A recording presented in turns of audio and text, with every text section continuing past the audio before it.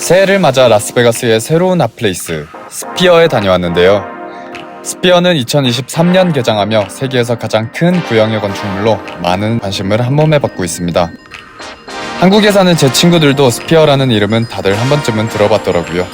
이렇게 전 세계적으로 관심이 뜨거운 스피어. 저는 영상 제작 중 한국에서 손님이 와서 구경시켜주는 겸 2번 보게 되었는데요. 2번 다녀온 경험자로서 최대한 많은 정보를 솔직하게 알려드릴 예정이니 영상 끝까지 시청 부탁드립니다. 영상을 일단 한번 보시죠. Earth.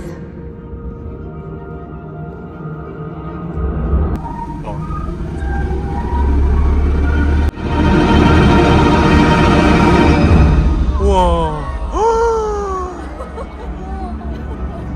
와.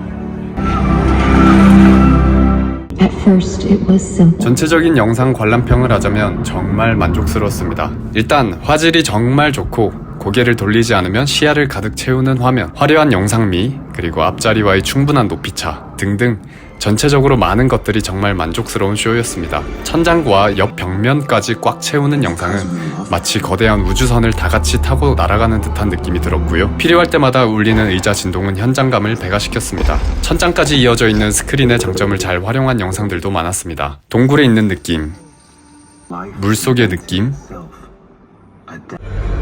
홍콩의 그 낡은 아파트 건물 속에 있는 느낌, 그리고 자동차 안에 있는 느낌, 공연장 한가운데서 공연을 관람하는 느낌 등 넓은 스크린의 장점을 정말 잘 활용한 것 같았어요. 그리고 지구촌 곳곳의 자연과 동식물들, 사람들의 모습들 등 볼거리도 다양해서 직접 여행을 하는 듯한 느낌도 들었습니다. 미래에는 모든 영상들이 이렇게 나오지 않을까 하는 생각이 저절로 들더라고요.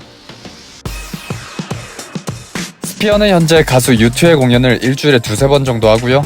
공연이 없는 날들에는 포스트카드 프롬 얼스라는 영상 상영을 하고 있습니다. U2 공연의 가격은 대략 1000불에서 4000불 정도 하고요. 포스트카드 프롬 얼스 입장료는 100불에서 400불 정도 합니다.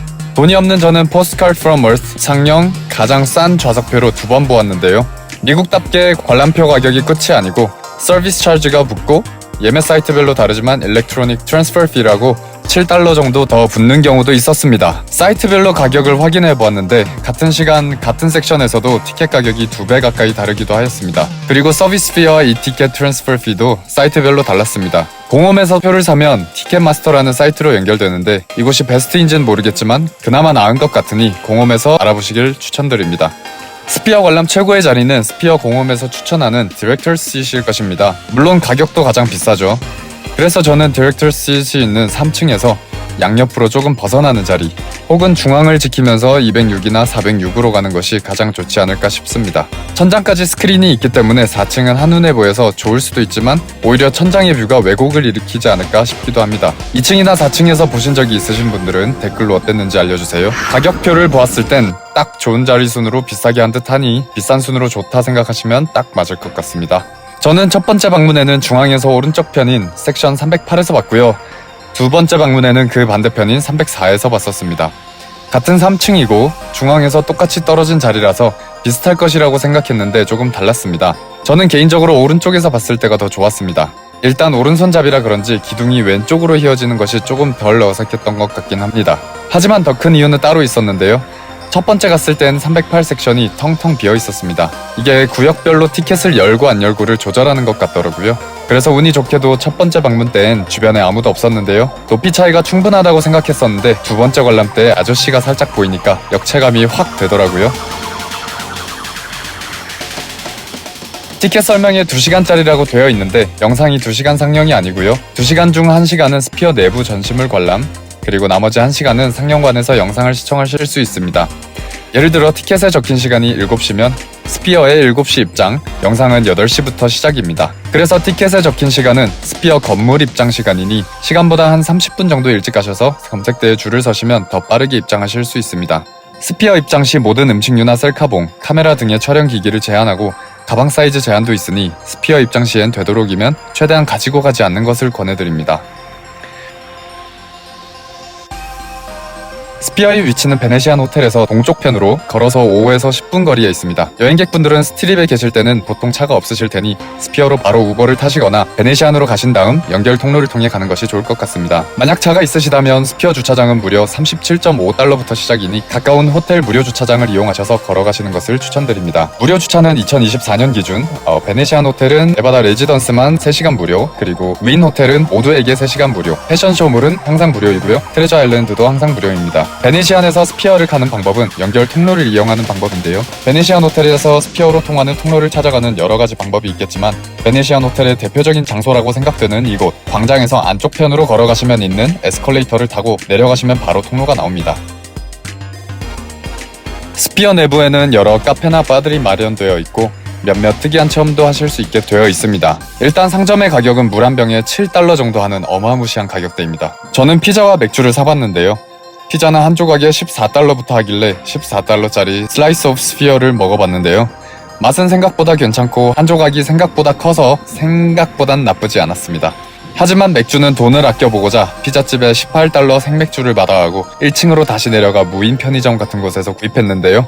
캔맥도 똑같이 18달러나 하는 것에 놀라 자빠졌습니다. 개인적으로 스피어 오시기 전에 베네시안 상가에 있는 패튜스데이 한 잔 하고 오시는 걸 추천드립니다. 그리고 스피어 내부 볼거리는 AI 로봇과 영상 스캔이 있습니다.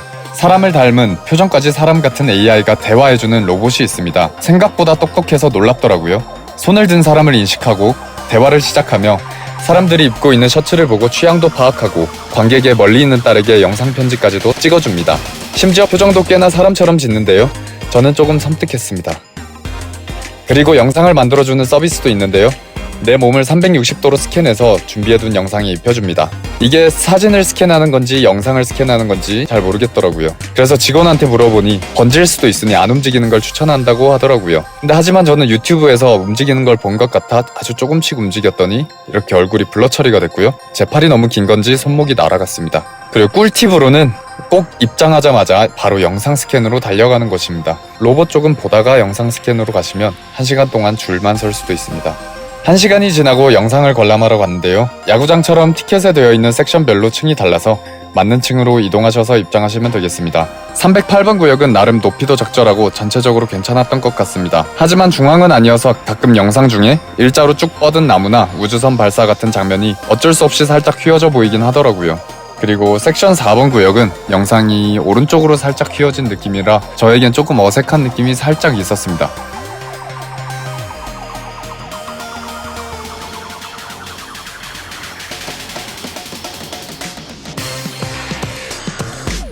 스피어 라스베가스에 살면서도 가봐야지 하다가 뒤늦게 가봤는데 결과는 정말 대만족이었습니다. 왜 세계가 그토록 주목하는지 알만하겠더라고요. 라스베가스는 세계적인 관광지인 만큼 늘 역동적으로 변하는 곳인데요. 이번에 또 한 번 큰 변화를 느끼고 온 것 같습니다. 개인적으로 라스베가스 필수 여행지는 뭐니 해도 그래도 벨라지오 분수쇼였는데 이젠 스피어에게 1위의 자리를 내준 듯합니다.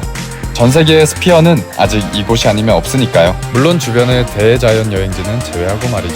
여러분들도 올해 여름 휴가로 스피어 보러 라스베가스 여행 어떠신가요?